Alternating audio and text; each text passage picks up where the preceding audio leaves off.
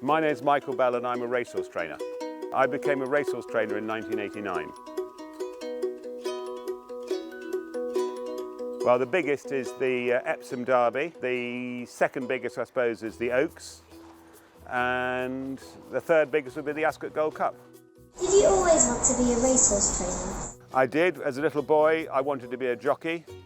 And I just grew too much, but I did actually have a few rides very badly. So obviously a career as a jockey was impossible because of my size.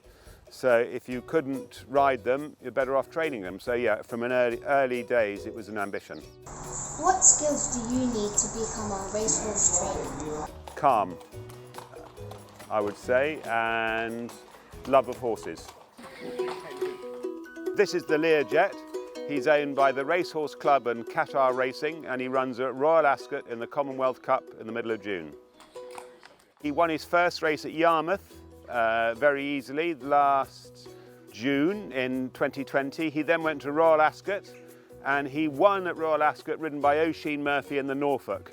He then finished second in a couple of races and then rounded up by running a very good race in the Breeders' Cup in America, when he was drawn right on the outside and he finished a very fast, finishing 7th and ran a really good race. He then ran his first race this year. He was 3rd in what they call a classic trial, and he got beaten, I think, 2 necks, which is that far and that far. And then, unfortunately, he got bogged down he ran in a group race, which is the highest class of race there is at Haydock, and the ground was like the bog, and he completely lost his action, and now he heads to Royal Ascot. Just keep an eye on him, Dave.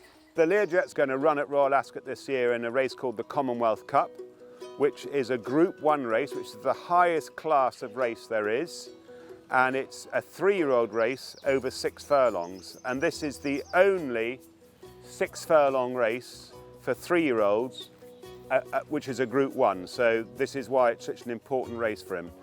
And Ascot is very much a track where course form stands you in very good stead. So the fact that he's won at Ascot means we know he handles the track and can handle the preliminaries, so it's just a big deal. This morning he did 2 canters up Warren Hill, which is our routine place, or our place where we train horses routinely, should I say. 4.5 furlongs uphill. First canter was nice and steady, and the second canter was just a little bit quicker. Does the LIR JET have a nickname? He does. I think he's basically known as the Jet. What makes the LIR JET so good at racing? He's got a phenomenal stride, but most of all, it's natural ability and natural gears. Does the LIR JET like racing at Ascot? Very much so. He's only been there once and he won, so let's hope he likes it this time round. What will the LIR JET do when he's older? Well, if he behaves himself, he might become a daddy, and he will go to stud, and young mares will visit him, and he will get them in foal, and we'll see his progeny run.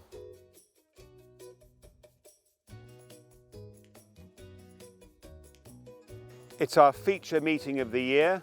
Her Majesty normally attends it. It gets fantastic world coverage. 60,000 people there every day, media coverage, TV coverage, you name it. It's the most high-profile meeting we've got, and if you win there, it's sort of worth probably 20 winners elsewhere.